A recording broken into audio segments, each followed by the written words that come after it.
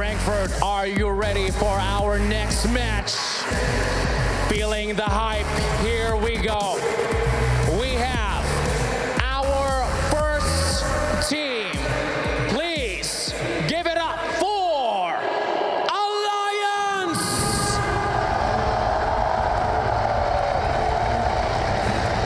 Making their way, we have a flag. Come here, sir. Wave that flag. You can wait. Come here. Wave that flag for them. Yes. Alliance making the wave it right next to them. Yes. There you go. They have a flag. Yes. Okay. He's not gonna play, but he's doing it. Give it up for Alliance. Wave it faster, like with passion. Yes. There you go. Thank you, sir. Thank you very much. Alliance. Thank you. Thank you. You wanted to stay. That's okay. It's all right. Thank you. Up next, we need the horse. If he's here, the horse needs to be here.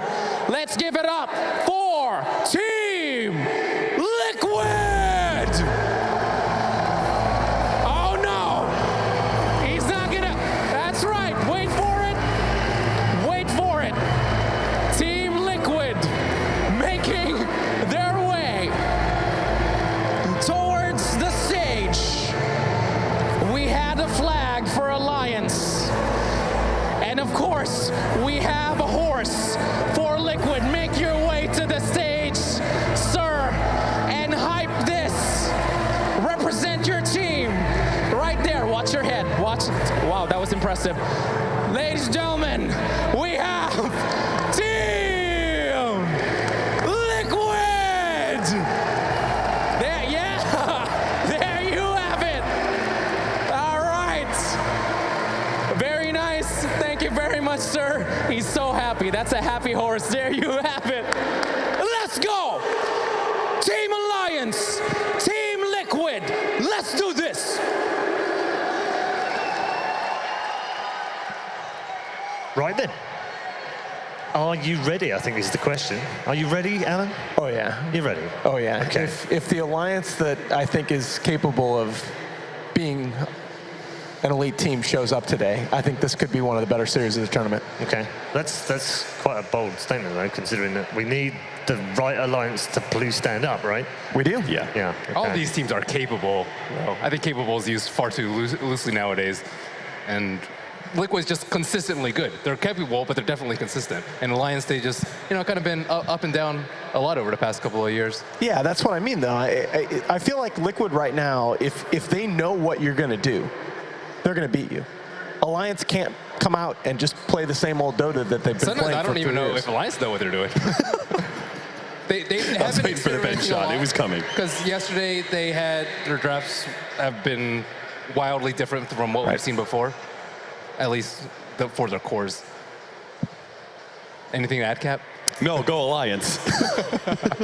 That's my analysis. I mean, like, they're both right in the fact that Alliance, like, if they're playing at their peak, they can challenge Team Liquid, but most of the time we don't see them at their peak. We have questions about whether or not they can ever return back to truly the form of TI3, which is when they were like consistently top-notch, right? They went on that amazing run all the way into the finals where they just didn't lose a game. And even before that, they were dominating. And we haven't seen that kind of alliance ever since. So, like, we've had moments. Yeah, I was going to say, we had moments towards the end of last year and the beginning of this year. There are moments where they're like, okay, and you're like, oh, are they going to make that run? But they never do. So maybe this is the start leading into TI. Okay, they're going to need to step up. What are you expecting in draft one, Alan? Well, that's kind of the question that Ben and I have been wrestling with over here, that Alliance has been mixing it up a lot more than we've seen from them in the past. They've been drafting Jakiro, they've been drafting Terrorblade for Loda, they drafted Medusa for Loda yesterday, and I think they need to come out with a style that's going to allow them to have a very, very strong mid-game. I don't think Liquid is going to allow them to have that super passive early game that they prefer, and we saw how hard Liquid countered Fnatic's deathball push strategy early this morning. I think Alliance are going to need to address that in their picks. I like Medusa for them. Something about it is just like the way they like slower-paced games, the way that they're able to play counter-initiation in team fights. I think Medusa matches that pretty well, right? Where it stops the aggression of the enemy team and slows down the game, and also like prevents them from rolling over you in some ways. So I kind of like Medusa for them, but we'll have to see if that gets picked up. That's being picked up more, and it's also being countered more often. It's no longer that like, oh wow, Medusa surprise pick, and teams don't know how to play around it. Like we've already seen that adjustment. No, and I'll go you one more on top of that. In fact, I think that the Medusa Phoenix Disruptor combo that Liquid used in the playoffs in Manila against Newbie, I like that combo a lot against Liquid. I think it counters that mid-game kind of strategic aggression that they like to run. Drill Ranger was a nice touch to it as well. Yeah. I remember watching that draft and I was like, whew. Very good. Very, very nice. Yeah, we'd like to put that.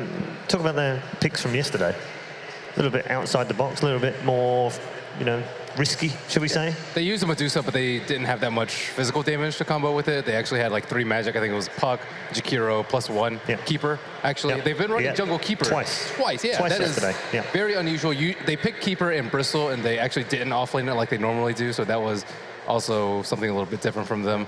Their supports are relatively stable, though. I would say they definitely favor like Dazzle, Rubik, Disruptor far more so than any other support. But one thing that I do like about the Dazzle and the Rubik is that they aggro tri-lane, and that's something that we just have not seen at all in 6.87 or 6.88.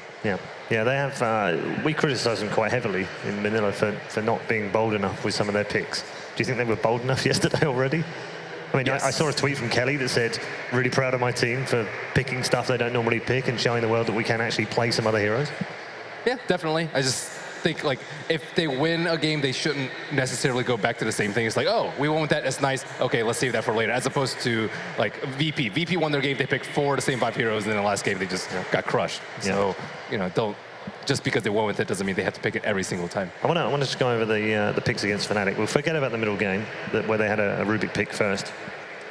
But the other 2 games that sandwiched that, don't get us started on Rubik first picks. We've already had that one. Dazzle, Brew, Bane, Brood, TB. That was their first game. They won against Fnatic. Next one, Dazzle, Brew, Beastmaster, TB again, and Lich. That's not Alliance picks that we saw at Manila, is it? It's not the Alliance picks we saw in Manila, but I mean, the Bane and Dazzle, exactly. they're the kind of lane control heroes that really allows Alliance to lock down that. They dictate the tempo of the early game, and it's usually going to be passive, and that's fine. And Loda's Terrorblade, let's not forget, okay, Loda had a solo mid Terrorblade at ESL One New York that was one of the best performances in the pros on that hero of all time. This guy's Terrorblade is special when he gets going. I think Loda was just making up for lost time. He's like, Terrorblade's a hero again? All right, let's pick that every game, guys. Let's go. Let's just repeat it. First pick. All right, are we going to see the bans? That's the question. First phase bans are very standard so far.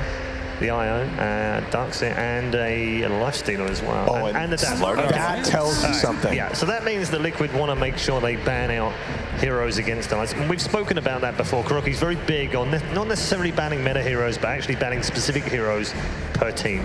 I really think, honestly, I think this is the right strategy against Alliance. I think you want to limit. Their cores are all very good, and recently what I like from their cores is they've been more interchangeable in terms of the roles that they've served in the game. But when Alliance is really good is when they're getting those strong contributions from their supports. Yeah, they're going to pick up a beast.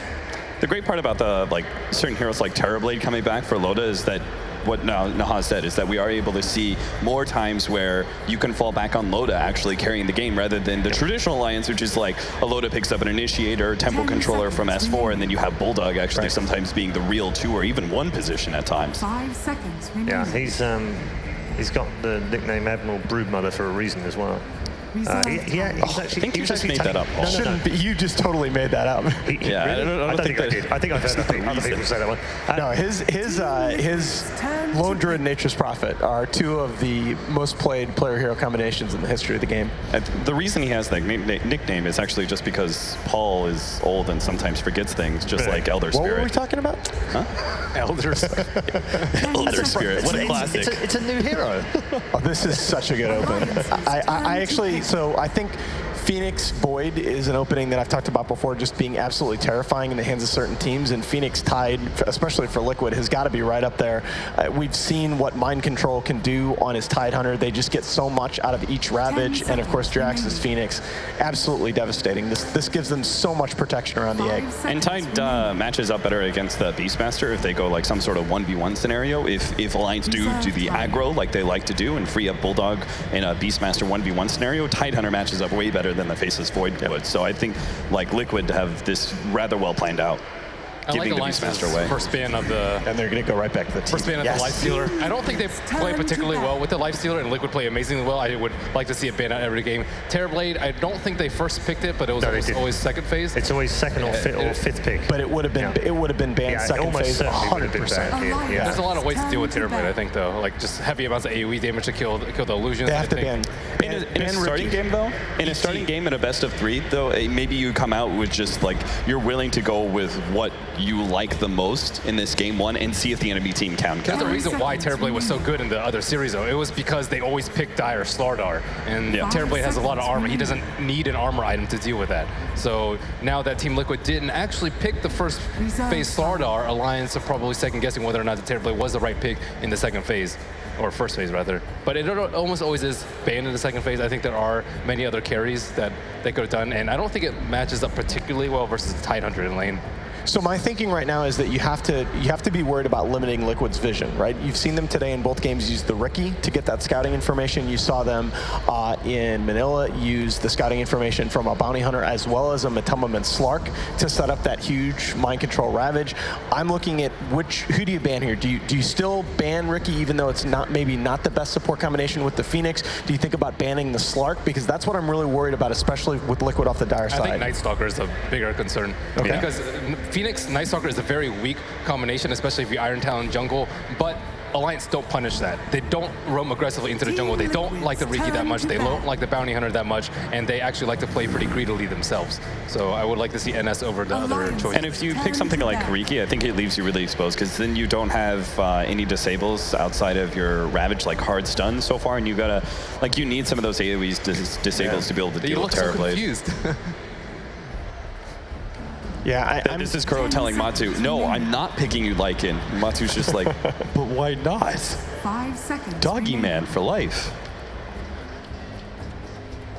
You need more magic damage cores, I think, to deal with the Terrorblade. I like Lion. Lion is decent. I also like Gyro and Luna in particular. I think versus Terrorblade works out pretty well. But I think just drafting Elder Titan. So you think Luna is viable now? Against some matchups like Terrorblade, I think is fine. I think having Elder Titan would be really, really good, but there's only a handful of teams that do pick up the ET. I'm not betting with not with Ben on that one. No Luna, please. I am looking at this Ursa ban, kind of wondering. Liquid run it. They do run it a few times, but it was always a fifth pick. I mean, that's like one of the Liquid. But I think banning most of the time against Liquid, banning Matu here, unless it's Lifestealer, banning Matu and Fate heroes is just kind of a mistake, because both of those, they have a hero pool that's wide enough that you're going to be able to fit one of their pretty good heroes into almost any lineup. They didn't want to take Slardar in the first phase, but they still want to do Roche because they're dire. So what's the other hero that's going to Roche? It's going to be Ursa. There is still Death Prophet available. Or wait, actually, that's banned. So that was the ban. Now if they want to take Slardar, it's into a Terrorblade. So what other heroes are there? They already have the Beastmaster for themselves, which is also very good at the Roche. Yeah, that's spot on. There's like, how many other Roshan heroes are left? Like, Lycan's Lycan is decent, but yeah, and then you would actually be countered, I think, by Alliance picking up like Winter Wyvern or something, or Luna, or Troll Warlord, guys. Yo, Troll is bad. Which we have seen. Yeah, there's the Slark. I feel like Liquid gets so much out of these Invis heroes just for the scouting information. I would have banned it. I think Ben's argument about Alliance is very worried about the dire side advantage was completely on point. I still don't want to see Matumbaman Slark scouting for that Mind Control Tide Hunter ever again. Oh yeah, he's a little bit better than Night Stalker because he's just far superior, I think, in scouting out nighttime and just avoiding those ganks because he can carry that Shadow Blade very early. Reserve time. Or Blink. Yeah, Slark always matches up well against Beastmaster because you can always get off the Dark Pact to the golds. You've got a little bit of AoE damage early on from the Slark that can help you clear through the Terrorblade. He can close that distance and jump onto the real Terrorblade and threaten him, and you don't have an opportunity to get the Sunder turnaround because of the ult. So is this just like insta-pick Rubik for the Ravage? Yeah, I mean, I think this is probably one of the best times for Rubik if there ever is. Oh god, the Terrorblade Shadow Demon combination. Wow, somewhere Illusions Purge is for very happy. days. Purge is very happy somewhere Oh yeah. right now. Their team fight is just terrible right now, though. Shadow Demon's pretty good if you want to constantly siege with a Terrorblade and that they have like good single target ultimates, like Beastmaster Roar, for example, but that doesn't really seem to set up that well. There's no ledge strike for them to even pair with it in the mid lane. So I'm curious as to what they're going to follow up. Maybe It's got to be something weird. Like, are they doing some sort of support combination, like Shadow Demon and Mirana or Lina? Or Mirana's not good versus Tide or Slark, though. I agree. So I just don't know why they would pick Shadow Demon out of. yeah, I'm not particularly sure. It's got to be a strat at hand. Oh, And God. what better way to be able to slow down the my push of a God. Terrorblade than with an Elder Titan? He's got AoE clear. He's one of the best high ground defenders you could possibly have, and he sets up the Phoenix really well as He well. counters Terrorblade so hard. Yeah. I think this is why you don't first phase a Terrorblade, why other teams don't. Because Elder Titan just destroys him. You take away like 20 armor, I would say, like 20 minutes into this game. Yeah, it's better than amplified damage. No, he's got one of the highest base armors and the highest agi and agi gains in the game, so you strip all that with the ET. And this Liquid lineup is just, even if it weren't against a Terrorblade, just the combo alone and knowing that they can execute it with the vision provided by the Slark is absolutely terrifying. They didn't have very many heroes left, I think, for S4 to really take control of this game. Queen of Pain's decent versus Slark. Heavy burst, AoE damage. S4's got to go big here. Him and Bulldog. 10 seconds remaining. S4's got to like win his lane matchup, which he's at a disadvantage because Fada's going to have the last pick here. And then he's got to win that matchup and then actually head to top and free up some space for Beastmaster, get a kill on Slark, speed up that Necronomicon. There's so many things that have to happen for Alliance in this kind of draft. Okay, so I slow down because I think I see what you're saying. What are your lanes right here, right now? Mid Queen of Pain, Yeah, Beastmaster, maybe off lane, maybe 4 position. Okay, so you're just going to go ahead and safe lane, tri lane right now? I mean, As Alliance, it feels like such 5 a... seconds I guess remaining. you probably abuse Phoenix and Elder Titan. I don't know. We'll see if Terrorblade aggro works for them with Shadow Demon. The ledge ban is pretty important. Yeah. When you have Elder Titan, you need some sort of plus armor. They already banned out a Dazzle in first phase, and banning out the Lich, which they picked yesterday. Terrorblade is just going to be dead meat. They had TV Lich. They ran that yesterday. Liquid, Yes, they turn did. to pick. I mean, this is really where I start to worry for Alliance, because you look at these lineups where individually all 5 of their players are excellent on the hero that they're going to be playing. But I'm not sure the lineup synergizes like it needs to beat this kind of combo-oriented lineup from 5 Liquid. seconds remaining. Pro's like, for Fada. do you want Viper? Do you want I think- Viper to win the Queen of Pain matchup? I think Anything. Invoker might be... Invoker's be a pretty little good. better. He's Yeah. kind of gone away from that recently, though.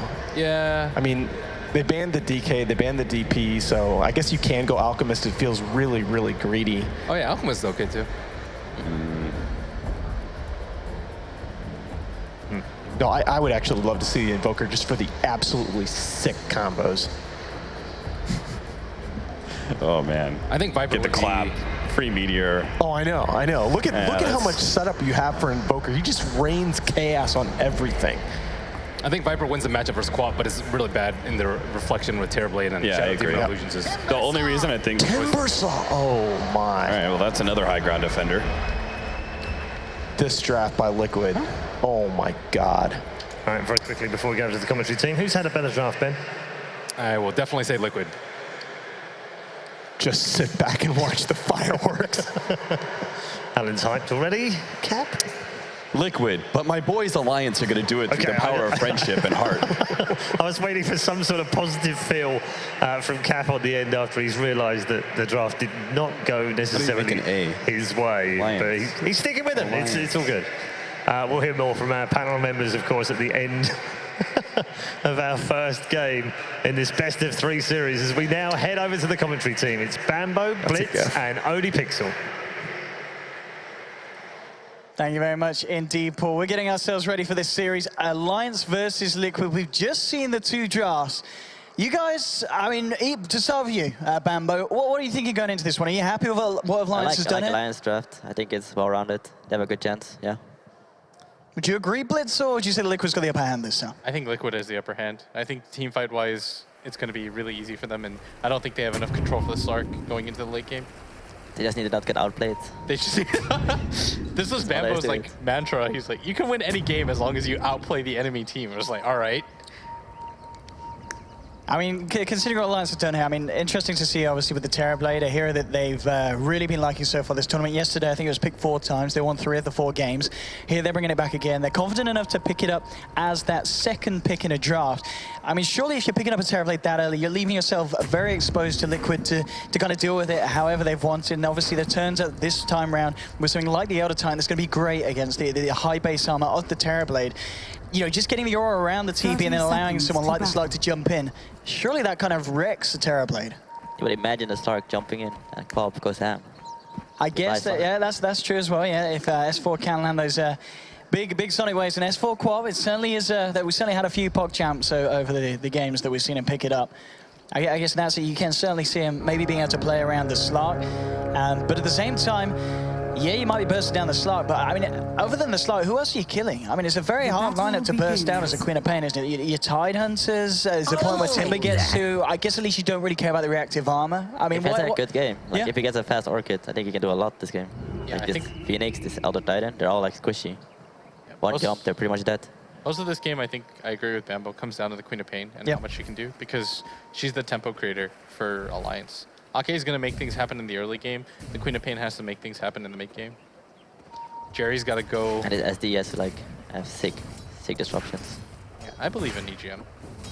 I mean, are you guys a fan of the Shadow Demon? This is something, again, that we're not seeing a lot of teams pick up. I mean, why have Alliance done it this game? Is it just a help for that inevitable kind of high ground siege with the extra illusions from the Terrorblade? It's 14 seconds illusions. Yes. 14 seconds. And imagine having Terrorblade with 14 seconds. Like, it's actually insane with high grounds. You can literally spam it 2 seconds after it's gone again. Yeah, it makes it very difficult to defend, but that does mean that Alliance have to be in an advantageous position if you're going to use it like that. Yeah, but if you get there, it's like they pretty much can get a Rex without having any contest. Yeah, that's the scary part for me though, is how do you get through the team fight of Liquid? And the high ground defense from them is quite good too. The Timber Saw, I feel, is going to work pretty well this game, but I mean, I feel so conflicted about this game. Just more Weber with a good start. He's going to have a good game. Top lane, Kuroki. Just taking down the ball around the sideline. Bulldog, he's got the backup of Ake. I mean, Ake on his Enchantress, obviously one of the heroes he's incredibly comfortable on, but it seems to be a hero that we've seen Alliance kind of brings the phrase sometimes and not always worked out in this current meta. I mean, how does Ake make the Enchantress work this game? Does he have to sit up top and help secure this lane for Bulldog, or can we expect to see him look for some early rotations towards mid and such? I like his top rotation. Like, they have nothing to do against it. He can just send creeps on the Slark, and the Slark's gonna have a hard time last hitting. He's gonna miss at least like half the CS. At the same time, don't you feel like he's not going to... I don't think he has kill potential up there, and But in he a lot doesn't of... have to kill. That's the thing. You just have to like disrupt the lane. Don't you feel like Beastmaster just... You could get free farm on Beastmaster by just going to the jungle with Iron Talon, right? Yeah, but if you can disrupt the enemy carry, it's always better, You think so? in my opinion. At the moment, Ake just warding back Jerax with the shockwave spam. Making sure that Jerax has a hard time getting anything done, trying to go for some kind of a pull. He's only going to catch a range creep, so, I mean, indeed, Ake is being incredibly disruptive in this lane up top. Towards the mid, the matchup between S4 and Fodder. S4 linking himself away, keeping it safe. He's got a rune. And 13 for 3 against Fodder's 10 for 1. I mean, is this lane blitz expected to be kind of a wash, or could we see someone coming out on top eventually here? I think I played it in the past, and most of the time the Queen of Pain has a slight advantage. I think Bambo would agree there, just because it's almost impossible for the Queen of Pain to die, and she has some kill potential and high nuke damage. So there is some possibility for turnaround plays, but at the same time, both of them can just farm. It's pure one-on-one. They're just gonna share. Yeah, they're just... That's what we're seeing right now. Go for me. Mind control on his Tide, halfway through level 2 at the moment. CS-wise, he's not really getting it as well, so he's certainly having a lot of a harder time on his own off lane compared to Bulldog. But obviously, Bulldog has had the backup of Ake, and Jerax is coming back up here once again. Ake keeping tabs on the whereabouts of the two supports of Liquid. making sure that the space is there for Bulldog and the space is taken away from Matuma on the start. But regardless of the pressure that's being put on, Matuma still finding pretty good farm, 17 for 3. And looking back towards the bottom, one of the reasons why Mind Control is suffering in terms of XP is because Loda doing a lot of denying, 12 at the moment. And again, going for the aggression onto Mind Control. Mind Control going for the smart with the TP out, and it's just in time. But as we can see, just a lot of pressure being put on the Tide. It's not an easy lane here for Mind Control. Didn't get the Iron Talent. Yeah. The OP talent. This is something I wanted to ask you about Bambo at some point. You're playing off lane, you know you're against a dual lane. The mentality is, I know a lot of offlaners feel like they should do something, right, in the off lane? It's because when you feel your own carry is getting pressured, you feel like you have to do the same thing. But most of the time it's the wrong mindset. Like this game, I don't think he should be there at all. You think he should have just gotten Iron Talent from the get-go? Because he could be almost level 4 right now. And he should be stacking the Ancient as well, so like, he could actually outfarm the Beast early. I think that most of the time, Owen, it just comes down to this mentality thing where you feel like, okay, the enemy offlane's getting a lot, I should be getting a similar amount because I'm only against a dual lane, but at the same token, he hasn't slowed down Lotus farm at all. Like, his presence in the lane hasn't slowed down Lotus farm at all. And it's barely costing EGM anything. Followers. I mean, so overall, really, I guess the mid lane being the close one, but yeah, the fact that the side lanes kind of added together are going in favor of Alliance. I mean, when you look at Liquid's draft, is it a draft that can kind of pull through even though the Tide is going to suffer in the earlier stages, or are you really relying on Mind Control to hit a good timing on that level 6? I think their lineup is always going to be okay because they have things like the Phoenix ET. Those are really good comeback supports, but like Bambo says, I think Tide should have just gone for the Iron Talent. He's slowing down his game way too much, and I know the mindset of Mind Control. He thinks, okay, I should try to get something done here. I'm in a 1-on-2 matchup, but this is not a lane that you're going to contest easily.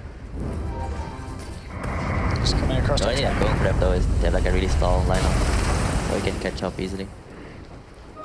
S4, oh, S4! Just getting straight up outplayed there by Fada. Underestimating the burst of this Timber, and oh my goodness. He did just not even have the chance to think of blinking away there. That is surprising. It's unexpected. That's a good way to put it. Like, that should not happen. The reason why the odds didn't even catch up to the end is because you normally just don't see that happen. Yeah, uncharacteristic mess up there from S4 in the laning stage. He's now going to hit that level 6, so we'll see if he's able to play his way around it or look for a kill himself elsewhere. But yeah, Fada on the Timber still going to be very happy with that one. Grabs himself an Invis to bottle up as well. Let's see if he wants to do anything with that. Mind Control still just halfway through level 3, back over towards the top of Alliance. Bulldog, he's on to the level 5, and he is finding a considerable amount of farm as well. 25 for 4. He's pretty much on par with the mid laner S4, so a lot of space thanks to the presence of Ake. But I guess the question is really, I mean, Blitz, this kind of game, how does Ake keep himself relevant on the Enchantress and make sure that he doesn't fall behind? I think you just start to contest into your own safe lane, take down the tower, just get active around the map, and Mind Control's baiting right now. Yeah, Fada with the Invis rune looking to get in position, a huge amount of burst. Before anything happens. Mind Control, he's certainly baiting, but he could be in trouble here. Okay, he's got the backup. They're going to be able to come in and punish EGM. Going to get themselves anything else. Mind Control still alive. Looks like Loda will be able to survive it. So it is just catching out the Shadow Demon there. The bait was successful, but Mind Control has got to take that long walk back to base. So still the progression of this Tide being slowed down. Loda kind of missed micro there. He blocked himself with Illusion. I mean, it looked incredibly close. One more touch indeed from the main man with the Metamorphosis would have pushed him over the edge. So you're going to see a smoke up now from Kuroki and Jerax as they'll head towards potentially the top, maybe to try and catch Ake off guard. They're going to come in from the river side. See how they are going to wrap around onto this one. It's going to be hard to catch Ake out of position where he's standing at the moment. They'll use the scan. They know that Ake's up there immediately as well. Radiant scanning behind their tier 1 just in case there was going to be a wraparound. They can actually kill right now. No, he's coming far out. Bulldog, he's got to be careful. Has got level 6, so he has got a Roar to disable one of them if he needs to get himself out safely. And he'll start to back off. The Stomp coming through will catch him, allowing Matuma to close the gap. He's already used the Pounce, though, so no control to lock Bulldog in place. And it's a fair play by Liquid. Now the turnaround. Roar onto Kuroki. S4's turned up as well. Sonic Wave flies through. And S4 taking down a second as he ended up finishing up the one on the sidelines as well. Great rotation there from Alliance, and just a bit of a failed smoke there from this. They tried to catch out the Beastmaster Blitz, but it doesn't end up going to plan. That just felt a little bit too awkward from Liquid. Like they were trying to force something that wasn't really there. And now that the Timber Stock comes in, they don't have any disable for S4. He should not go down in this situation. Does use the majority of his mana, but does manage to get out, and Liquid just have to be a little bit less over-eager. And bottom lane, mind control, and potentially a lot of trouble as well. The stomp might just save him. Catches everything. It's a good job that Kuroki turns up. Making sure the mind control doesn't go down, and in fact, they might be able to turn this round into a kill. Again, the reactions from Timbersaw, Fana making sure he's in the right place at the right time. Take down a kill onto EGM, but I mean, overall, Bamba, it's a bit of a messy first 9 minutes. Do you feel there's a team that this is clearly favoring? I think this favors Alliance by a lot. Like they're wasting a lot of time on Liquid heroes for like counter ganks, or like at top, the bounce, he just bounced away, and they went in right away when he went bounce on cooldown. So that did like nothing for them. It's like they have some miscommunications. Bottom lane, EGM returning to help out Loader. Kuroki did hold him back with the sleep. Fada playing around as well, but EGM contains him in the disruption. And they'll just back away here, Loader and EGM. They don't really have too much killing potential themselves with that metamorphosis on cooldown for Loader. Dire's middle tower Liquid is back under up. attack. I mean, this is at the same time has given Pepper the space around the mid. S4 and Ake trying to make something happen with this as they'll move into the jungle.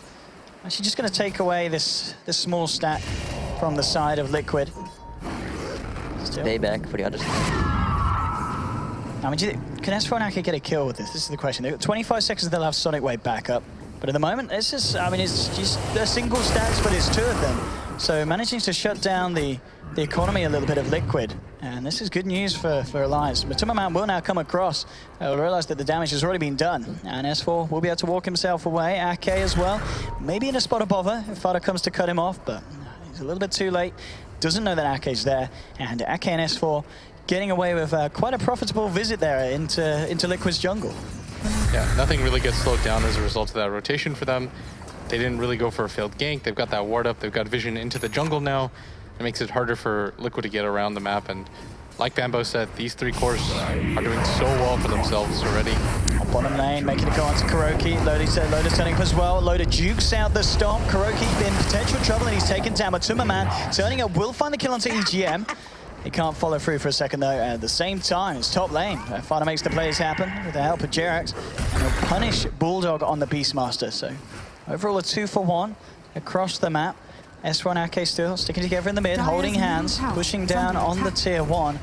But Liquid's starting to take the favorable trades. Mind Control has now hit his level 6 to Ravage at the ready. And it's going to make the journey over towards the mid lane at the same time. Fast is coming back over. The Kuroki's making his way down the middle. This will force Alliance to be a little bit wary of sticking around for this push, even though they've now added in a third. And they'll just play it safe now, respecting the potential of a nice Ravage to set up a really good fight for Liquid. And Liquid should be able to defend like every tower attack. until they use any ultis. It's actually really hard for Alliance to fight them right now. I think my biggest concern right now, though, is just this Tidehunter. This is a 2,000 net worth Tidehunter. I know a lot of people look at Tide as just like a Ravage plus, but I think that's the wrong way to look at the hero. I think this hero scales pretty well. He enables your other 2 cores. Like if you have 2 matching cores against the enemy cores, Tidehunter will always win you that matchup, and right now that just isn't happening. As a Tide as well, you have to like go in and bait spells. But if you have no network at all, it doesn't have that. S4 gets caught out by the sleep, and well, Mind Control, no holding back without Ravage. And immediately blowing it at the same time. Timberman going in onto Loader. They've got the Sunray as well, bringing Loader down low. And actually, the Sunray kills him. I mean, I don't know why I'm surprised, because Sunray is a decent spell. Liquid making the most of this. They're actually going to be able to find themselves a third, and certainly Alliance being just outplayed and caught out of position by Liquid. I mean, that's Sunray getting that kill on Loader and then just allowing Matuma to follow through, get himself involved in all 3 of those kills. He actually skilled no Thunder though. That's super greedy. Yeah, he could have used it on his Shadow Demon. There were options out of that one. Didn't Jerry actually have... Yeah, but he assumed that he would survive or something. It's like, Sunray. no matter what happens there, he was gonna die. S4 jumps in, he's got the burst bring Matuma, does have a Sonic Wave and he'll pop it. Great recovery kill from Alliance. The question is, can they find themselves anything else? Bulldog has a Roar, just needs to get himself in range. In fact, S4 might even be able to pick up Kuroki on his own. The 1 charges aren't going to save him. 1 more right click and S4's done it. Double kill. Mind Control still being chased down. Okay, can't quite get in for the initial stun, but in fact he does need S4, making so much happen here with this double damage rune, and now mind control caught out as well. Bulldog shouting into the ears of the dead. A third kill for Alliance very quickly after Liquid took a good 3 kills themselves. And I mean, what happened there? Was that just Liquid hanging around too long, or just the S4 DD catching them off guard? The Slark got caught in a bad position, and like it kind of forced the rest of Liquid to connect to him. There's almost no way that they were going to make it past there, and he didn't have his ultimate either, right? The Slark, he used it. I don't think so. He used it when he was trying to kill the TV, so he goes way far back going, where his team really can't help him out. But they try to commit anyways, and after that, the Queen of Pain had a free time. The one downside of Liquid's lineup is they don't have any reliable disables, which is why it's a little bit surprising that they've killed S4 as many times as they have. I mean, talking about S4 as well, the way that he's been playing it, he's 4-2-1, he's been getting himself those kills.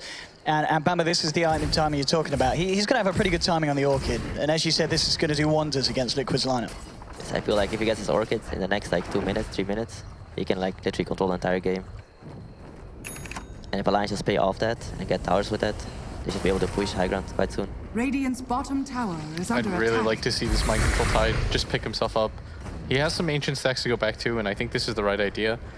But instead, they're going to look for a fight around the Ravage, and Radiant's bottom tower this is pretty under crucial. attack. That he needs to make this happen, because he's a level 7 Tide with just a buckler at 15 minutes, and he's not going to have nearly the same amount of impact as this Beastmaster potentially could. Radiant's bottom tower is under attack. Top lane, S4 getting more gold into the bank as he looks to take himself a tier 1. There will be a reaction from Liquid. They are indeed sending the smoke wrap around up here as well. Loader joining the forces of EGM and S4. See if they get caught out though, looking for the wrap around. EGM actually catching the bird mid-dive, holding Jarek's back. Mindgo trying to get in position for the Ravage, pops it, does catch 2 on the tip. The question is, can they follow through? Nice sleep stomp onto Loader, but he gets the stun drop, and now he backs off the Sonic Wave from S4. Now he's going to walk it off. They did blink into position for this, and they will punish that. So Liquid find the kill onto the Quab. The rest of Alliance get away. But nonetheless, a kill for Liquid onto the S4 Queen of Pain that was slowly starting to get out of control. Did manage to buy up his second Oblivion staff. That was a classic S4 blink into 5 arrows. I mean, it was an impressive Sonic Wave, but yeah, not getting any of the kills. Not quite what they needed. EGM actually just hiding up here. Oh, is he going to find the courier? Radiant's You're going to find him. Actually, that's true. All right. Oh, they know now. He's been rumbled. He has got a TP ready, and Jarek's no way of stopping it. So EGM, he gets himself out. He gets himself out. Classic Jerry there, Bamba. Jerry, my boy. Makes it happen. This game is sloppier than it needs to be for Alliance. After seeing the mid-game, Alliance did a really good job of setting themselves up post-laning phase to take over this game. And like Bambo said, at that point, if you've got any sort of lead, you can just dominate, but... Oh, Superman! I think they're allowed to make a couple mistakes, though. Bit of a mess up there. Forgiving lineup. You think so? Way more forgiving than Team Liquid. Liquid in general just tend to not pick very forgiving strategies. I think Crow's mentality is always going to be favoring high execution where it matters, even though it seems a little bit risky. Like if Alliance gets one good fight, they can kill your entire base. Yeah, that's always going to be the danger. Whereas Alliance, if you look at Team Liquid's lineup, they don't have... Yeah, they don't really have any objective-taking heroes. Yeah, they can't Roshan very easily, they can't take towers very easily. It's just a straight-up team fight and get kills. Alliance can do a good job of just denying them around the map. Even if they get these one-off pickoffs, it doesn't mean too much to Alliance, like Bambo said. Whereas Alliance's lineup is so punishing. And Mind Control now cleaning up these stacks. And this is going to now give him pretty much the goal to finish off his mechanism. So something else that Liquid are going to be able to offer to these five-man fights. But as we say that, indeed, S4 now with the Orchid complete, and immediately they want to do something big with it. They want to catch someone off with the Orchid reveal. S4 and Ake smoking up, and they make the movement into the jungle. They've got vision onto Kuroki, and with this nice deep warding that they've managed to achieve over Liquid's half of the map. Let's see who S4 is able to catch out. Kuroki returning over to join the rest of his friends.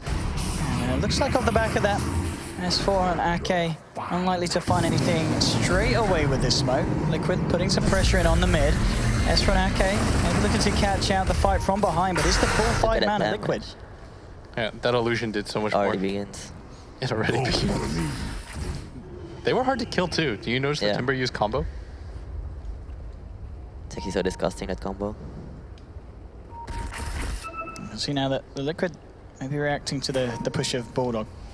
But at the same time, a little bit worried that the S1 Ake are still off the map. Kuroki coming around. It's Matumbaman leading the way with the Shadow Blade. Might catch S4, but obviously himself not enough lockdown to dispatch the Quap needs a +1. And Alliance, S4's actually got eyes onto Matumbaman. But seeing the presence of Fight, I realise he can't jump into that one. And Alliance will simply get themselves away from this lane. And meanwhile, of course, Loda has been continuing to jungle up and is sitting at the top of the net worth board. 9.3k gold on this Terrorblade compared to the 7k of Matumbaman. And this Slug's starting to fall behind. I still think the biggest story is his Tidehunter with 4.4k. There's no way that's good. Look how quickly he just pushes out the lane right now. And it's really hard because Liquid don't want to commit having heroes on the map. Remember in the VP game against Na'Vi, wherever they had to show the Tidehunter, then Na'Vi knew that VP wasn't ready to fight. It's a similar situation here because you're showing your Tidehunter to push out the lanes. They're going to have to get something going with the Slark soon, but he doesn't really have burst potential, and it's not easy for him to kill anybody on the enemy team. Like, EGM can always just disrupt himself. Oh, he's already used the disruption here, so Matumbaman actually got a bit of a free pass to try for a kill, and indeed jumps in onto EGM. EGM popping the one charges, he's going to try for the TP out. EGM! Oh, he makes it! Shit. Oh my goodness! Absolutely just denying Matumbaman the chance to find these kills that he's absolutely hungry for with his Shadow Blade. I mean, EGM, boys. Now they have to send the Tide again, and it slows down whatever progression that they had, because Alliance knows. This Slug's actually wasting so much time just trying to find kills. And it hurts him so much. He already supposed to do, though? They could just keep farming until your Tide like gets a blink or something. So now, eyes onto S4. He's going to blink himself out. Immediate TP and nothing that they could do about that one. Mind control not close enough to think about using the Ravage to cancel it. This game, I mean, the pace that it's taken, I mean, Bambo, it seems to be favoring the lineup of Alliance because they constantly have Loda getting this insane amount of farm on the Terrorblade. Pretty much, like, I feel like Liquid, they have like nothing to engage, they have like nothing to jump in for now. Dire's middle tower is under And they can't attack. really fight Alliance when they see them coming. Top tower is under attack. So they got pretty much nothing to do. They do have a lot of different team fight, though, and there's still ways for them to get into this game. The big issue, though, is, again, Tidehunter's just 800 net worth above an Enchantress that was mainly supporting. And that's why you're seeing so much of a dedicated effort to just get him farm right now, because that's what you have to do in a game like this. You just get your Tide farm. And Slark's trying to make something happen around the map so Alliance keep on their toes, but it's not real pressure. You saw how much he struggled to kill a Shadow Demon. How is he going to ever kill a Terrorblade? But at bottom. Yeah, with some backup, he's got a good chance of finding this early bots pick up, working Gronda's very much. Say that to Loda, turns around with Thunder into the Sonic Wave. They'll burst down Matumbaman. They will end up losing Loda in return, but S4 makes out TPs away. So again, it's Liquid. They do try for a three-man gank. They get the kill, but they lose the Slug in the process. I mean, is that worth it for Liquid? They commit 5 heroes. Yeah. While the Beastmaster, the Eng, just farming. Radiant's middle There's no tower way this is worth it. under attack. This all comes back just to the Tide. Like, he has no mobility, he has no engage. Yeah. If they had some way to force a fight, they could even just... If he had an earlier mech, for example, the best part of Tide is that you can just run down lanes, but MC's had a rough game so far, and Beastmaster's game plan is a lot easier. You just stick in this top area, Owen, and you never leave it. Yeah. You can push in whenever you see Liquid go off the map. If Liquid decide to engage just high at bottom, then you split push with your Blink Dagger and your Necro Book. I mean, as you guys pointed out, just the farm at Bulldog, absolutely on parallel to the Matumbaman Slug. That's not got to be a good sign at all. Matumbaman, again, desperately looking for action with the Shadow Blade, but 3 heroes in Alliance. May want to try for Ake. Here we go, jumping in. Ake gets the heal off, and the burst is just not enough, but with the Sunray coming through, mind controls there as well, they might have to blow the Ravage if they want this kill. It's taking them some time. One more touch. Oh, there we have it. They will finally get it, but we're seeing just how much work it's taking Liquid to get these simple kills. Again, 5 heroes coming in for an Enchantress. Middle tower has been denied. Yeah, like Bambo says, you have to commit the entire team every time you're going to make one of those maneuvers around the map. And you might lose one hero here or there, but you're going to open up the other side of the map for the rest of the heroes in the game. And we're seeing that right now as Matumbaman is starting to pick up a little bit of farm during this time period, but still not in the best position. As the 3 cores from Alliance, that's the big thing here, that all 3 of the cores are keeping up. think Liquid, though, Bambo, are approaching a point where they can fight. They have level 2 egg. The Timber Saw is massive. But they have to like somehow force the fight. That's the problem. There's no way they can force the fight. Team Alliance is just gonna keep dodging, keep ratting. And Bulldog with the blink, the level 2 Necro, 1300 gold as well. And there we have, so just finishing off the level 3 Necro. So blink level 3 Necro. I mean, he himself, if he gets a jump on someone, he certainly kills some of these squishier heroes on Liquid. That's a solo kill on anybody except maybe the Timber. Yeah. If you have the boars up, you can burn through the mana of the Tidehunter pretty quickly. Let's see what Alliance can achieve here. S4 has the Sonic Wave at the ready. I feel like Alliance is playing way too safe though. They could have done a lot more with their lead. Yeah, What would you like to see them do? I would like to see them like abuse the SD. They can even just push towers without committing at all. Timberman coming around here with the Shadow Blade. Fudder's already started his movement onto EGM. Positive Demonic Purge onto the Timber. But here we have Timberman trying to go for it. Good amount of damage duked out by the Disruption, but Fudder no messing around. Jumps in, bursts down the Shadow Demon. At the same time, Alliance looking to put pressure up top, but the TP reactions coming in from Liquid will stop the push. So Liquid getting away with a kill this time and not having to commit too much to that one. Still able to find action elsewhere on the map. S4. He's got an Invis though, looking for Jerax. Might need to use the Sonic Wave for this one. Now looks like the Rocket is going to be enough, and there we have it with the Soul Burn damage. They'll take down the Phoenix. So S4 now sitting on 3k gold on top of his Ogre Club. And Orchid, I guess, is he going for a BKB here? He should. That way he can just blink in on the tide. So There's like the 2 or 3... Yeah, the 2 or 3 times that he went in, he just got counter-initiated on by the ET, gets blown up. They have more than enough burst damage to kill him before BKB. Like Bambo says, S4 does like to play pretty risky with the blinks. And it looks as well that, I mean, with the Ogre Club picked up by Loda, do you think he's feeling forced to build a BKB himself as well on the Terrorblade because of Liquid's lineup? it is really good this game. Yeah. Like for all of them. Like with BKBs, Liquid, they basically have like no damage except for the Slark. So they basically have 10 seconds of free range. Line this up. Actually going to try for a bit of action onto Bulldog. Bulldog in a bit of trouble here. Loda hasn't got the mana to offer up his life for Sun. In fact, Matuma having to back up, unable to commit fully and get the kill, and Bulldog lives. Gets himself out of there. And Liquid unable to find anything at that place at the meantime. S4 putting the pressure on top. There'll be a reaction as far as Jerax move in. I guess this is always gains more. Yeah, it's, whatever Liquid does. And this is something as well. I mean, catching out S4, they don't really have a huge amount of lockdown, do they, Liquid, to deal with this Queen of Pain, other than committing a Ravage or timing a Stomp run. I still think things are okay for either team. Like, this game isn't even close to being determined yet, just because there's a lot that can happen.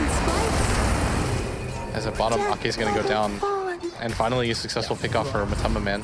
Yeah, this is good news for Matuma. The fact that he can get away with solo kills light down the edge now. The Dex can save himself at the same time. Looking for the top and hit the... Oh, nice Bloodstone deny. Very nice indeed, making sure that unlike Golder XP goes the way of these two. And to commit the Sonic Wave there from S4. So, I mean, as you said, there's certainly good points here for Liquid. And indeed, if you look at the draft, they have got ways of dealing with a farm Terrorblade. That's for sure, isn't it, Blitz? I mean, as soon as he grabs Ags, Octarine, anything like that, at some point, I think the discussion was Dagon 5, right? And top lane, mind control. Here with the blink reveal, jumps into S4, but can't quite finish it off. Relying on Fodder to chase this down. Good silence, holding back the Timber.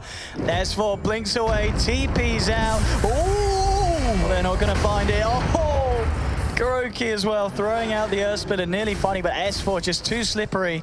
And an unsuccessful blink reveal and use of the Ravage. Same time though, mid lane, Matuma Man really starting to pick up the pace on this Slark. He's just found himself a second solo pickoff, so things are looking up on the Slark front. But it is Beastmaster didn't die. I feel like Alliance should have pushed. Yeah. Could have got objectives. It's like he's such a bad dead. And up top as well, Liquid find themselves another EGM caught out.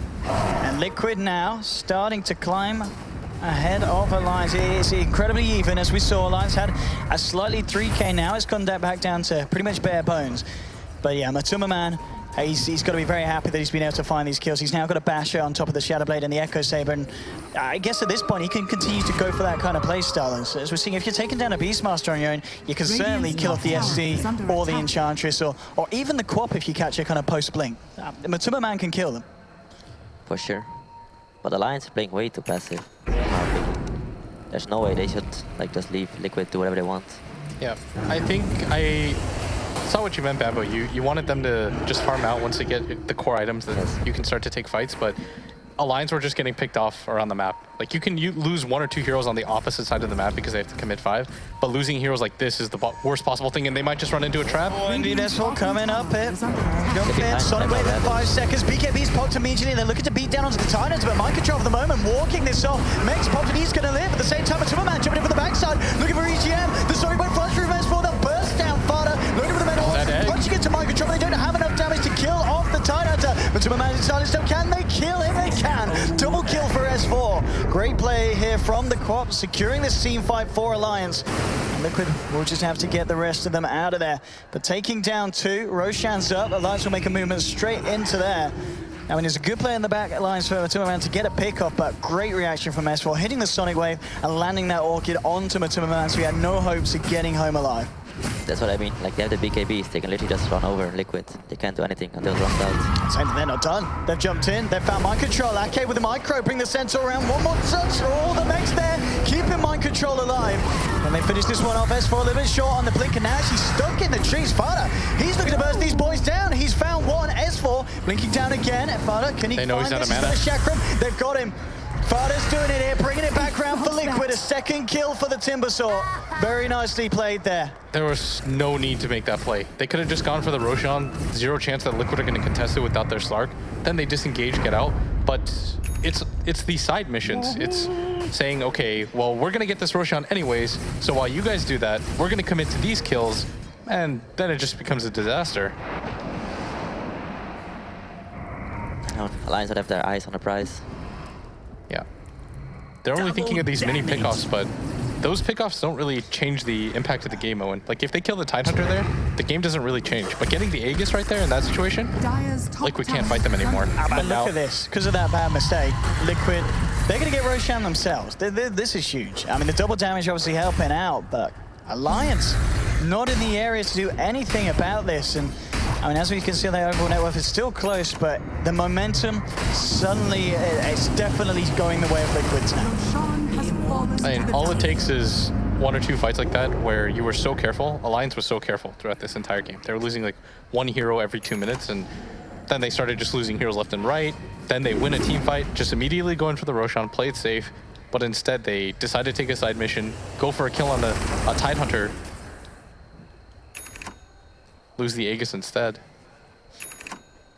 Well, it's kind of understandable though. If you win a team fight, you kind of get hyped. You just want to go on. You want to get more. Yeah, you see a potential kill, you try and go for it. But Iams can continue to come out now for the side of Liquid. This favorable play. They've got Maelstrom on its way out to Matuma Man.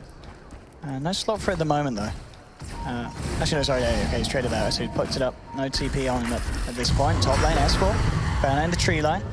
Immediately blinking and TPing himself away. And Fada, of course, with the blink dagger. So this is something that I guess this is great against the Quap. S4 blinks away.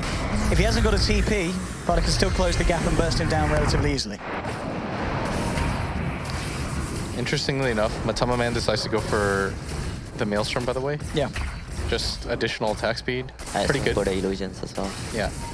You're never going to get something like a Battle Fury on the Slark. I'll take that. Oh, what an odd situation. Alliance before the Aegis, I think they could have just started sieging towers like Mamba wanted to see with the Shadow Demon and the Terrorblade. But now they're in a position where they pretty much have to wait out the Aegis. You don't want to fight into the Aegis. I don't think they have to though. I think they can still easily force a fight. They get 1 good pickup with the Beastmaster. They just need to abuse the Hawk. But they don't want to do anything for some reason. Matuma Man. He's got an Invis running there. This is going to be really nice to potentially set up a kill. Longer duration of Invis. And he's going to spot out Loader. EGM as well, in fact, pouncing pretty early here. And EGM will be able to contain him with the disruptions. Matuma Man with this follow through Shadow Blade. He still wants to try and go for this kill, and he will. will indeed get it. Now he's got to get himself out on the retreat. Out the back of the Jax, he should have no problem with that at all. Also Kuroki in the neighborhood.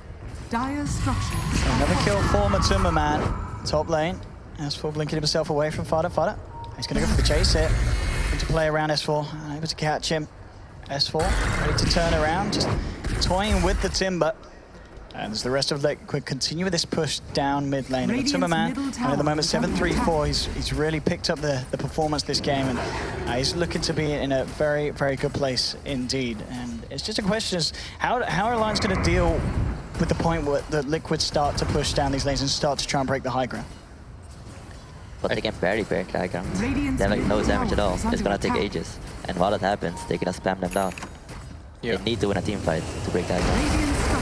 Are fortified. They did use the fort right there, which might make getting that tier 2 tower at bottom a reality, but at the same time, the Queen of Pain is inevitably going to take this top tier 2.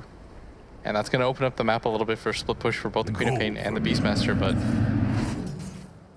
not sure. This game is still Dire's a little bit top wonky. tower is under attack.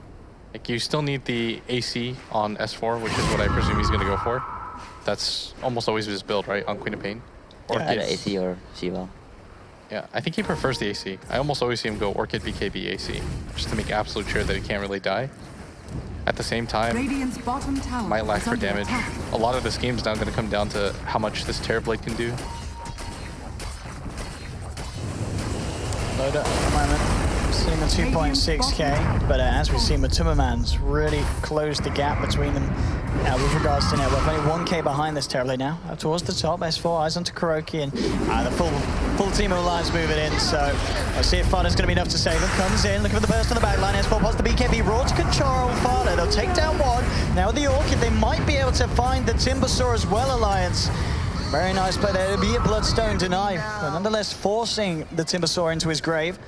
Alliance find the picks, and looking like they'll just back off straight away. At least Loader, yep, TPing out. They don't want to stick around.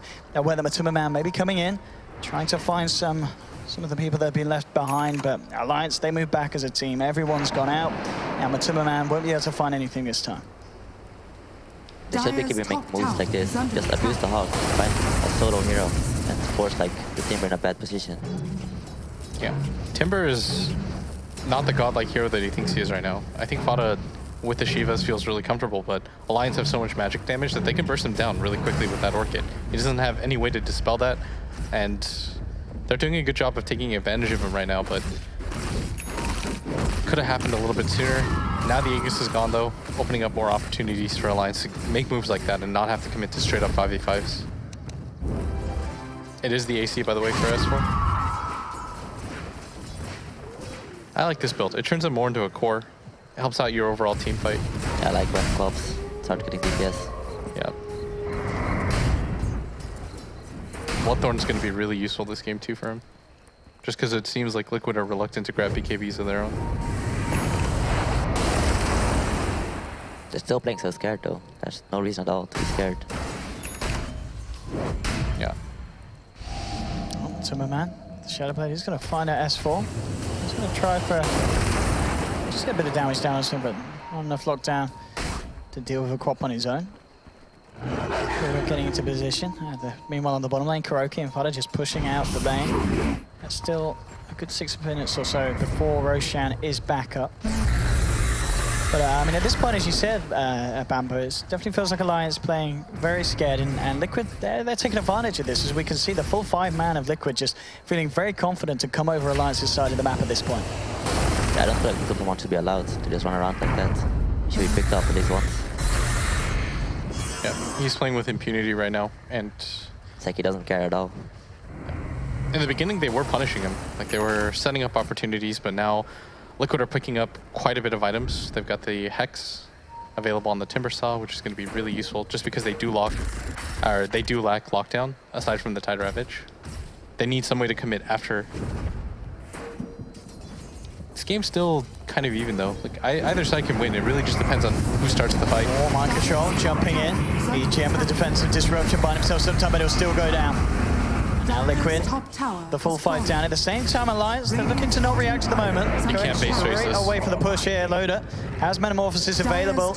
Liquid, they need to respond to this. TP starting to come in. Loda gets to commit the Metamorphosis. Now he will. Mind Control jumping in, but Loda plus the BKB. He's ignoring these heroes. He's just hitting onto the racks on the bottom of the side. They'll lose Bulldog though. Matumbaman punching in onto S4. He gets the blink off just in time. Rest of them on the way out, and now S4 gets caught out by Fada. A second kill for Liquid on the defense. They will lose the tier 3, but finding 2 cores. Liquid will be very happy with the way that they dealt with that. They forced the BKB as well onto Loda. I think this is going to mean Liquid just decided to go for the push. They've already started to circle around. They've got the Phoenix Egg and the Tide Ravage. I don't think either of those spells were committed. They know that the BKB's down, the Queen of Pain's dead. This is going to be one of the better opportunities that they have to just push in uncontested. Talking about being pushed in, Kuroki shoves Matumbaman into the face of Ake. And another kill for this slot. Matumbaman, he has had an incredible game after a start where we constantly saw him struggling to find the kills. Now he's become an insane powerhouse. And now it's Liquid, the ones to start to knock on the doors of Alliance. Alliance still with 3 dead. Terrorblade, Loda has got that Skadi complete. Liquid showing a lot of strength, but look at this, jumping straight in, Fada with the Hex, another kill, and Liquid at this point, they're just playing the better game of Dota 2 here, Bambo. They're not playing Alliance by far. I feel like Alliance is making all the wrong calls. Yeah. I think this is often Alliance's weakness is they can get these leads, Owen. They can build these kinds of tempo games, but then it feels like they just get a little bit too lost. Like they don't want to take any risks whatsoever. Top. They always play the safe game. Onto Fada, Loda and Amber Bulldog starting to lay down the damage on Mind Control. Comes in with the Ravage, and Fada turning in with the Chakra, the Timber away. He'll take down Bulldog. Loda has to pop the BKB and go for the TPL once again. And meanwhile, down at the bottom, Matumbaman, he's taking your melee racks, and what are you going to do about it? Absolutely nothing. He's got a Shadow Dance if he needs to. He's actually going to use it to get himself out. No, surely wants to go back in and finish that one off. I guess he's playing it safe. A little bit unfortunate. Yeah, he wants to get that. You got to get that melee racks. Actually, he wants to get the kill. Turns to S4, nearly gets it. Loads of sword, will remove the silence. S4 hexed up, and Fada gets the kill. They'll burst down a third. Liquid absolutely destroying Alliance at this point as Loda, he's going down as well. This may have felt like a slow start by Liquid, but at this point, we're just seeing the kind of matchup that we'd expect from a team to come second at the major compared to a team that fell in the 9th to 12th position. This is just a total outplay from Liquid. The weird thing is, I agreed with Membo. I think Alliance had a lot of different openings. It all started with, especially that move at bottom. If they hadn't gone for the kills, I feel like you get the Aegis on the side of Loda, it becomes nigh impossible for Liquid to engage a fight. You're never going to be able to fight a Terrorblade that has a Shadow Demon behind him, BKB, and an Aegis. Like that's, you have to commit a Ravage for that, but after that fight happens, Fada picks up a bunch of items. Matsu finds 1 or 2 pickoffs using that Aegis. Loda pops the BKB there, trying the best to hold here, Alliance. Focus onto Fada, getting himself away. Bulldog has got the roll, will use it. They will find the kill onto the Timber Saw. Alliance get anything else though. Looks like Liquid quick to retreat. The tier 4s have been taken down. The main Ancient exposed. Alliance with their backs against the wall. I mean, how do they pull back from a position like this, Blitz? There's no more split push. You just have to take a fight. Hope it goes well. The good news for them is that they can still push incredibly fast with Terrorblade and Shadow Demon, like we've been saying throughout this entire time. The problem now is their timing window is narrowed down like crazy. You've got a lot of different items. Oh, and YOLO move. Yeah. And hope you win a fight somehow. I mean, I guess kind of just the whole feel of this game is shown by the fact that you look at Mind Control now, and obviously ahead of Bulldog, he's slowly managed to have this recovery. He's now got the refresher all done as well on the Tidehunter. Slow and steady seeming to be winning the race here really for Liquid. Yeah, most importantly about his 0-2 is he's been really patient with the Ravages. Even though Alliance had BKBs, the main thing is you have to wait it out. And now the Aegis is available. Alliance kind of forced into this situation. Do you go for the defense? Do you decide to all in? Because Liquid have so much map control on you now.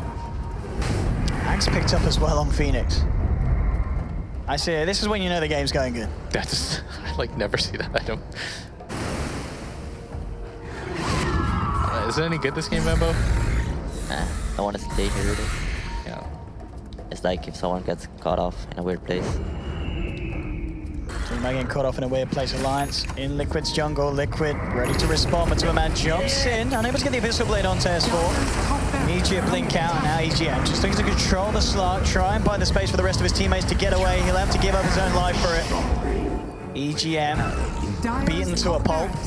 S4 out in the tree line as well. Bulldog still hanging around, but S4 jumping back in, but Matuma pops the BKB, walks it off. At least forcing out a BKB charge, but Alliance, they certainly need a bit more than that. In fact, Matuma coming back round. He's going to see Bulldog, and he's going to go in for the kill. Jumps immediately in. No escape for the dog. And at the same time, yeah, the Kuroki being focused down by S4. S4 jumps in, but immediately the Hex catching the Quab out of position. The sleep into the split. S4 pops the BKB, will get the blink off. Alliance trying to move in with Loader. They got the control for Fardano. Gets the Timber Chain out. Meanwhile in the river, S4 jumping across. Looking to cut off Kuroki. The Sonic Wave. Just getting the clip on to Kuroki. They will take down the Elder Titan as well as the Tide. So Alliance managing to do a little bit of damage to Liquid's lineup, but still, these kind of caused the Timber Saw and the Slug, which kind of looking to be borderline unkillable at this stage. Yeah, things don't get easier with the Phoenix Egg, Ag's ultimate either, and EGM looks like he's going to be another pickoff for Matuma as he moves forward. This should be very quick and easy for them. And 13 deaths on the Shadow Demon, unlucky for some, certainly for Alliance this game. S4 has got the Bloodthorn done. As we're seeing, this is a time that the Slarky's got his BKB already. I think they just get Aegis and they can end the game pretty much. See how the Liquid want to go. And indeed, it looks like going to play relatively safely. Coming across here, but this is always spotted out by the Ward of Alliance. They know Matuma in the neighborhood. And the line's been drawn here by Kuroki. Just sort of find that they want to just play it safe, shut down the final tier 2, take the final set of racks. No need to YOLO it too hard and go in for the all-in push on the Ancient, because I mean it's kind of saying it lightly, but you know, Liquid, they're in a very comfortable position, Blitz. Yeah, they can just allow Alliance to crash into them, and that's usually going to be the smart play here. They can get aggressive, but I would prefer them to go for something like the Aegis before they make that kind of move, but Alliance might actually just walk in themselves, and this is the kind of play that you have to make. You're in a desperate situation. Liquid don't know that this is happening. Oh, it's going to work nicely as well with the Blood Form. Crits ripping through Roche, Loader turning up as well, so they are going to have the Aegis for this inevitable defense that Liquid's going to force out from the side of Alliance. S4 is going to be the one to hold. I think it's going to change much though. The moment your Aegis hero dies, like the rest of your team is also probably dead, and then you're going to be alone. I think a lot matters on how Mind Control gets his double Ravage off, because if he can hit majority of heroes, then Bambo's right. It won't really matter if you have the Aegis or not. The Queen of Pain isn't really the issue. Like, it's everybody else, because all of Liquid's heroes are so tanky now. You can't burst Jarex anymore. You can't silence him because he's got that Lotus Sword. Crow's got that Yule Scepter to protect himself. We have it. Liquid knocking on the final set of doors that Alliance have left standing. What's the reaction going to be? Loader and the team smoked up, trying to get a good position to jump in on Liquid, but as we're saying, they've got to be very careful of the jump in potential from Mind Control. That double Ravage sitting at the ready. Timberman comes back in once more. The Stomp holding Loader back. And at this point, Alliance, what can they do? What can they do to hold back Liquid?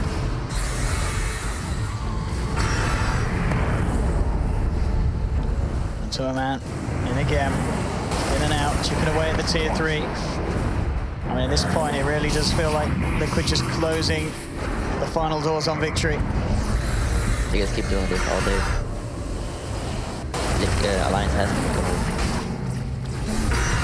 move. There's just no safe move for them to make, especially since they're right outside their base. There we go, Bulldog. Goes for the roll. Will catch down to Matuma. Low sword drop down, the Sonic Wave flying through as well, but Matuma still alive for the time being. Fodder moving in the BKB spot. They found the kill. Taken down, so now comes the Ravage, the first one. Catching out 4, swooping in the Phoenix, back out again. Now it's a split from the sidelines, bringing Loader low. He'll take Ake's life though to fuel himself back up and try and get into the fight.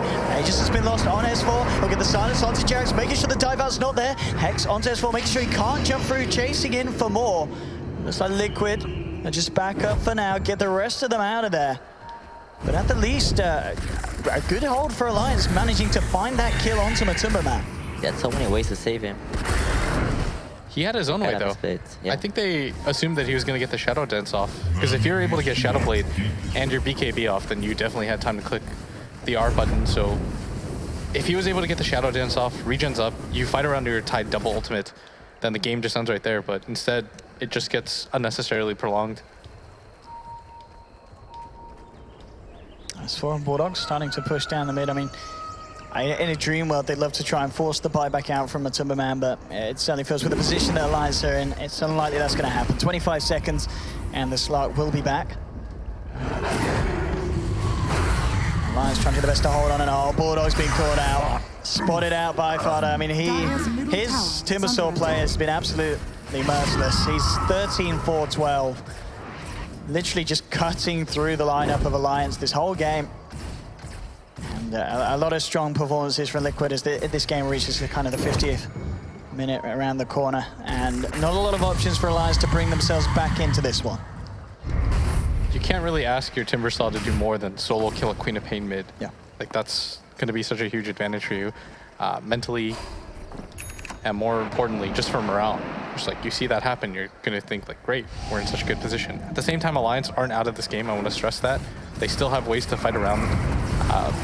It's just really difficult. But they're not completely out.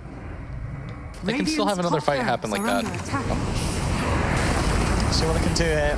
Matumba Man is trying to ignore them and get the damage down onto the racks. They'll have Bulldog back up in 10. Radiant's Ancient is under attack. The Ancient being beaten down upon by the creeps themselves. Alliance, they've got a lot on their hands here. At the same time, you've got S4 looking for a bit of split push. They may need him to back up because Liquid on the verge of mega creeping Alliance. Ake pops the BKB.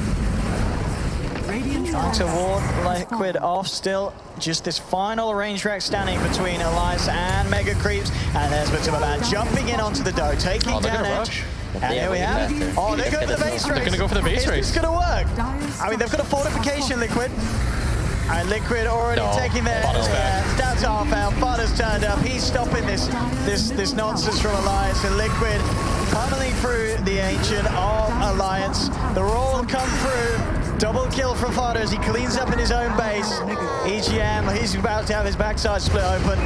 There we have it. And Liquid, they'll take the win. GG is called. Alliance tried their best. But guys, in your opinion, where did it all go wrong for Alliance? Just played way too safe. From minute 20 plus, they could have just literally went on a lane and they could have easily pushed it. But they were way too scared. I think the bigger thing for me was that bottom fight. When they could have just gone for the Roshan, I feel like that was a situation where you grab Roshan, you have to stress this just because that objective means so much more than the kills. And I think Alliance are going to be really disappointed with that game just because I think they could have felt that was their game to win. Yeah, just a really strong play as well from obviously Matumba Man and Fada to point out the two cores. The way that Matumba Man recovered as well, because we saw a period where he's constantly looking for these kills, wasn't able to find them, and Loda was getting more on his Terrorblade, but eventually it got to the point where Matumba Man was able to find these solo pickoffs, get himself ahead, and it was all too much for the side of Alliance at the end of the day. But indeed, we'll be back very shortly with Game 2 to see if Alliance can bring it back or if Liquid can take the series as a clean sweep. Don't go anywhere, ladies and gentlemen.